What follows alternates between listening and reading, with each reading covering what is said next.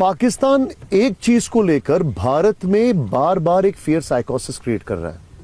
वो कहता है कि हमने चूड़ियां नहीं पहन रखी हैं, हम न्यूक्लियर पावर हैं, हम न्यूक्लियर वेपन का इस्तेमाल कर सकते हैं, अगर हमारे ऊपर हमला हुआ तो हम न्यूक्लियर अटैक करेंगे।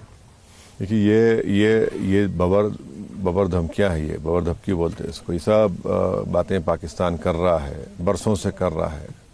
ये मत समझिए कि आप आके, इसका मतलब क्या है कि आप आके मारते जाएंगे और हम खामोश बैठते जाएंगे। आप 26/11 भी करेंगे, आप पुलवामा भी करेंगे, आप बाला उरी भी करेंगे, आप पहलगाम भी करेंगे, आप रेसी भी करेंगे, पठानकोट भी करेंगे और हम लोग खामोश बैठते जाएं। क्या आपके पास बड़ी ताकत है? हमारे पास ताकत नहीं है क्या? हम क्या कमज़ोर मुल्क हैं? क्या समझ रहे हैं वो?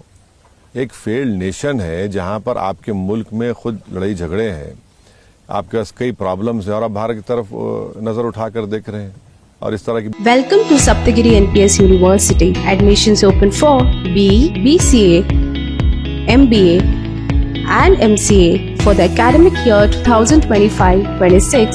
Enroll now.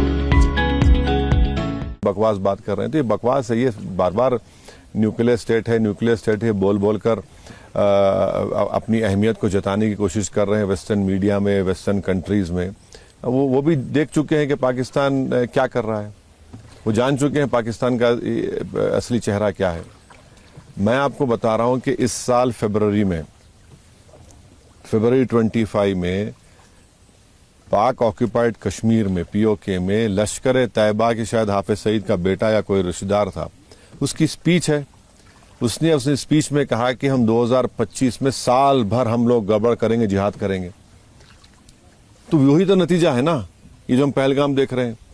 तो हम क्या खामोश बैठते जाएंगे? कोई बोलेगा मैं ये कोई गली का गुंडागर्दी है, अरे मेरे पास हथियार है, मेरे पास इतने लोग हैं, मैं वो इस्तेमाल करूंगा। अरे भाई, गुंडे में और एक कंट्री में फर्क होता है ना। भारत एक कंट्री है और हमारे पास, हम अब उसकी जिम्मेदारी हमारे नागरिकों को बचाने की। आप बार बार डराएंगे, कौन डरेगा? अभी कोई डरने वाला नहीं है उनसे। लेकिन आपने अभी एक बात बोली कि वो एक फेल्ड स्टेट है, एक फेल्ड स्टेट है जिसमें मिलिट्री लीडरशिप डोमिनेट करती है, एक सरफिरा देश है। और ऐसे नहीं, ये सब बातें मैं नहीं मानता। सरफिरा भाई, जहां पर देश की सुरक्षा का मामला आएगा तो हर बेजुबान भी सरफिरा हो जाता है। तो ये तो 60-65 साल से इनकी बेवकूफ़ी, इनकी जहालत की वजह से नुकसान उठा रहे हैं। सरफिरा बोलना क्या देश के मामले में कोई सरफिरा नहीं होता है क्या? आप लाशों को देखेंगे तो आपको तकलीफ नहीं होती है क्या? तो ये इनको बोलना नहीं चाहिए। लेकिन एक इर्रेस्पॉन्सिबल और फेल्ड स्टेट के हाथ में अगर इतने खतरनाक हथियार हैं, मैं न्यूक्लियर बॉम्ब की बात कर रहा हूं, तो हमें क्या थोड़ा केयरफुल रहने की जरूरत नहीं है? केयरफुल रहेंगे ना। आप हम ये कैसे समझ रहे हैं कि हमारी सरकार केयरफुल नहीं रहेगी? बराबर केयरफुल रहेगी। हम जानते हैं, हमारे देश जानते हैं इन कैपेबिलिटीज़ को, इनके पास क्या है, क्या कर सकते, क्या नहीं कर सकते। मगर ये आर्गूमेंट बिल्कुल गलत है। पाकिस्तान है, हम हमारे पास ये है, हमारे पास वो है, तो हमारे पास क्या है? हम क्या हाथ में फूल लेके, हाथ में पान लेके फिर रहे हैं क्या?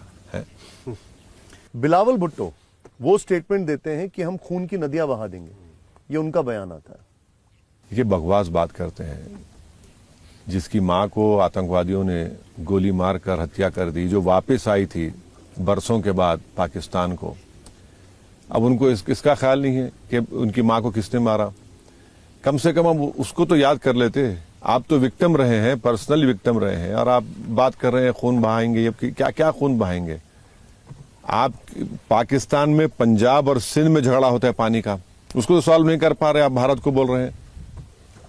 पाकिस्तान के एक सांसद हैं, वो ऑन रिकॉर्ड ये कहती हैं कि भारत में अयोध्या के अंदर नई बाबरी मस्जिद की पहली ईंट पाकिस्तान की सेना रखेगी।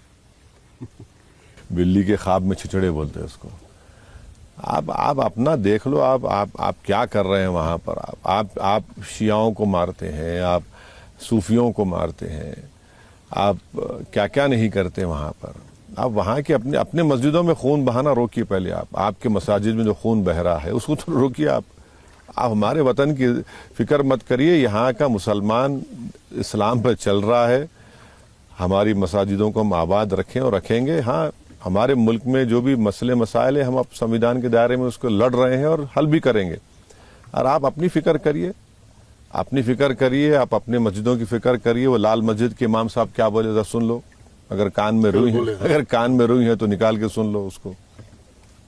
क्या वो जो आपने ये अच्छा पॉइंट रखा, अगर लाल मस्जिद से ये आवाज उठ रही है कि पाकिस्तान में ज्यादातर हमारे ऊपर अत्याचार हो रहा है, पाकिस्तान में जो मुस्लिम कम्युनिटी है उसके ऊपर अत्याचार हो रहा है और वो सेना का साथ नहीं देंगे, अगर लाल मस्जिद से ये आवाज उठ रही है तो क्या आपको लगता नहीं है कि पाकिस्तान में वो जो एक रिटोरिक होता था कि अलग अलग कम्युनिटीज को इस्लाम के नाम पर साथ लाने की कोशिश की जाती थी जो अयूब खान ने शुरू किया था, वो अब फेल हो जाएगा? नहीं, पाकिस्तान में बहुत सी ऐसी आवाजें हैं जो ये जो इनकी जो धमकियां हैं, इनकी जो डराने की कोशिशें की जा रही हैं, जो इनको पसंद नहीं करती। बहुत से हैं ये जानते हैं कि भारत को तकलीफ देकर, भारत को परेशान करके वो भी सुकून से नहीं रह पाएंगे।